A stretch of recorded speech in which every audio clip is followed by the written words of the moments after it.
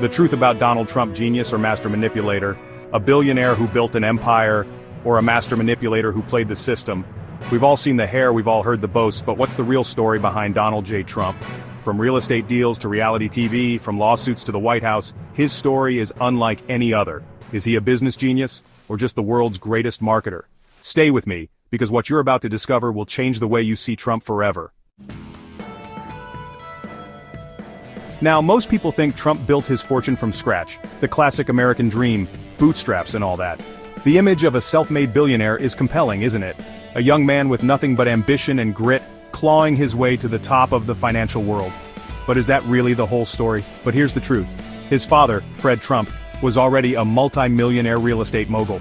Fred had built a substantial empire in the New York real estate market long before Donald even entered the scene. He was a savvy businessman who knew how to navigate the complexities of the industry. Donald didn't start at zero, he started with a $1 million loan from Daddy Dearest. This wasn't just any loan, it was a significant head start that most aspiring entrepreneurs could only dream of, which in today's money is about $7 million. Imagine what you could do with that kind of capital. It's a far cry from the rags to riches narrative often associated with his name.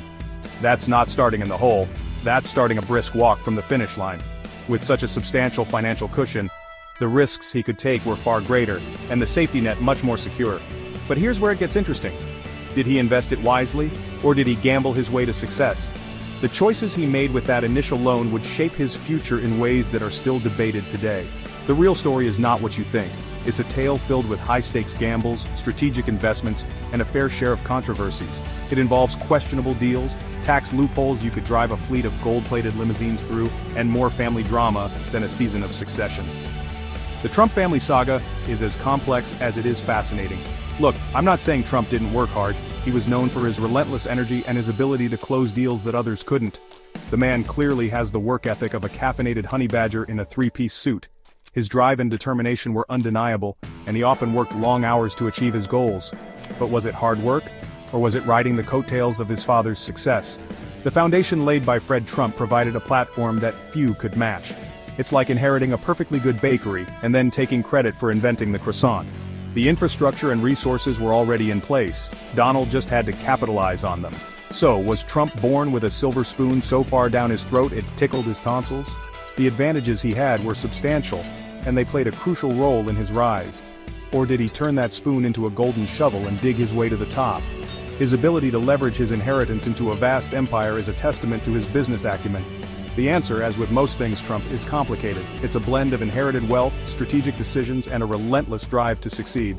The myth of the self-made man is just that, a myth. The reality is far more nuanced and intriguing.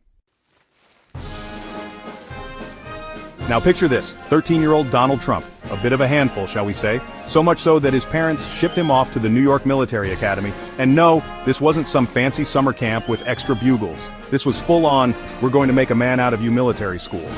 But instead of breaking him, this school made him stronger, or at least it inflated his sense of self-importance to the size of a bouncy castle at a children's birthday party. He became obsessed with power, control, and most importantly, winning. His classmates remember him saying, "I'm going to be famous someday." Which, let's be honest, is a pretty standard childhood aspiration. So, was military school the crucible that forged Trump into the man he is today? Or was it just a 5-year crash course in how to polish his already substantial ego to a mirror sheen?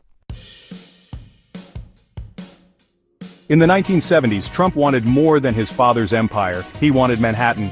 The city was a playground of possibilities, a concrete jungle where dreams were made or shattered. For Trump, it was the ultimate prize, a stage where he could showcase his ambition and vision.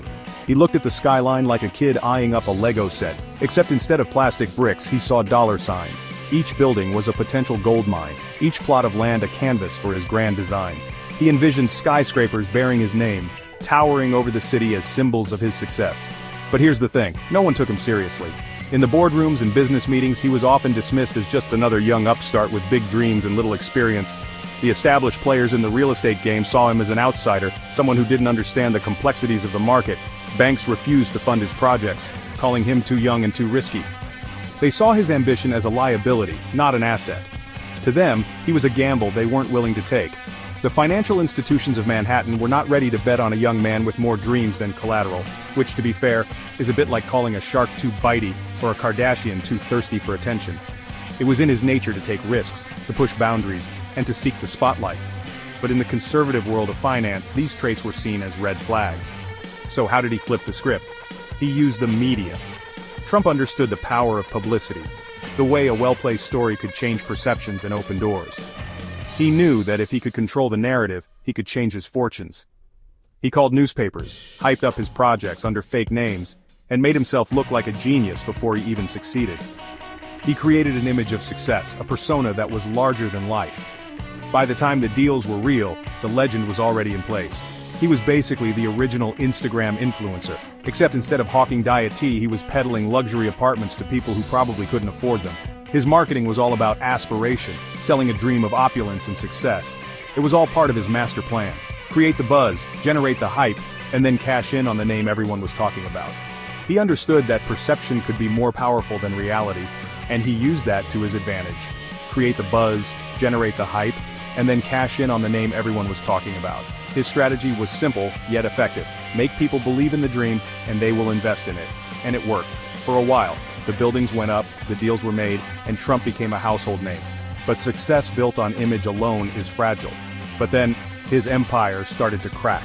The financial pressures mounted, and the reality of his over-leveraged projects began to show. The cracks in the foundation of his empire were not just metaphorical, they were very real. Because you see, building a brand on smoke and mirrors only gets you so far. Eventually the illusion fades and the truth comes to light. The house of cards he had built was teetering, and it was only a matter of time before it came crashing down. Eventually you need some actual substance.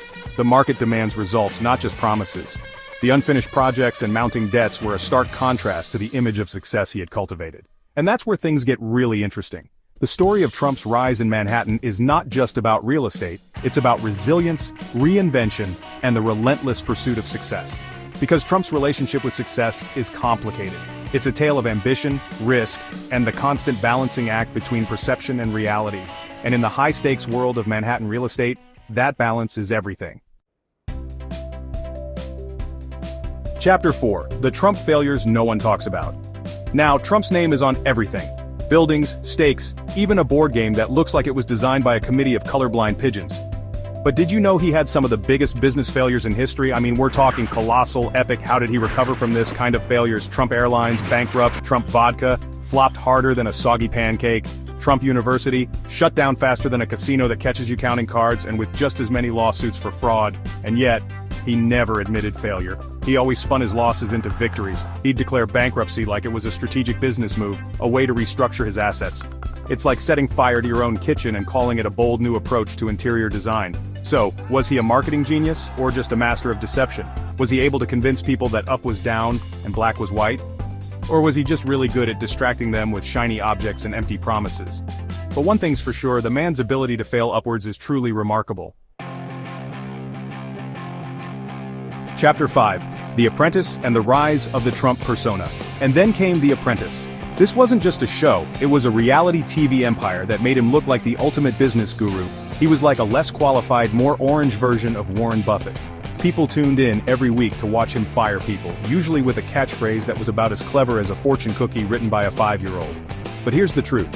Many of his biggest deals on the show were just staged for TV.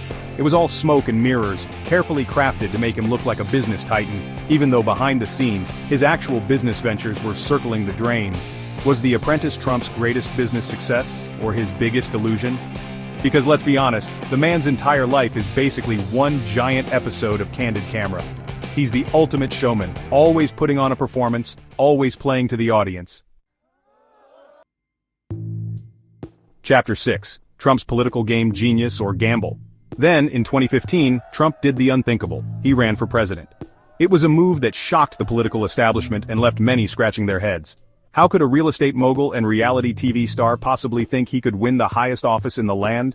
And not just any president, the President of the United States of America, the leader of the free world, a position that demands respect, diplomacy, and a deep understanding of global politics. The leader of the free world, a role that comes with immense responsibility and power, one that shapes the future of not just the nation, but the entire globe. The guy with the nuclear codes. People laughed. They thought it was a joke, a publicity stunt, another chapter in the Trump show. Experts called him a joke. Political analysts and commentators dismissed his chances, predicting he would fade away as quickly as he had appeared. It was like watching a reality TV star try out for the role of Hamlet. The idea seemed absurd, almost laughable, but he knew something they didn't. He understood media better than any politician ever. He had spent years mastering the art of grabbing headlines and staying in the public eye. He knew how to grab attention, how to dominate the news cycle, how to make himself the center of every conversation. His every move was calculated to keep the spotlight on him.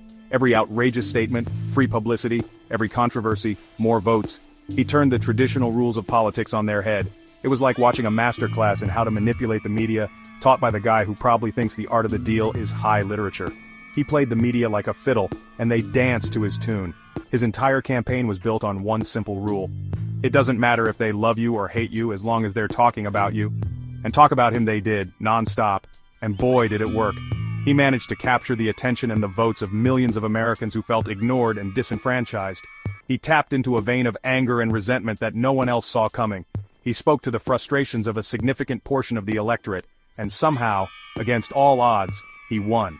It was a victory that stunned the world and defied all conventional wisdom. But either way, you can't deny the man's political instincts. Whether you see him as a genius or a gambler, his impact on American politics is undeniable. Chapter 7. The Legacy of Trump, What's Next? Now, years after leaving office, Trump still dominates the news. His influence hasn't faded. He's like that annoying houseguest who refuses to leave, even after you've started hiding the snacks and pretending you're not home. So the question is, will he return? Will he try to reclaim the Oval Office? Or has his empire finally peaked? Has the man who once seemed invincible finally met his match? Look, I don't have a crystal ball, I can't predict the future, but I can tell you this. Trump is a force to be reckoned with. So what do you think? Is Trump a self-made genius or just a master manipulator? Outroad genius or master manipulator, you decide. From those humble beginnings with a tiny loan of $1 million to becoming the most powerful man in the world, it's been a wild ride. If you made it this far, I need your opinion. Comment below, Trump genius or lucky? The best comments will be featured in my next video, and if you love deep dives like this, hit that subscribe button now.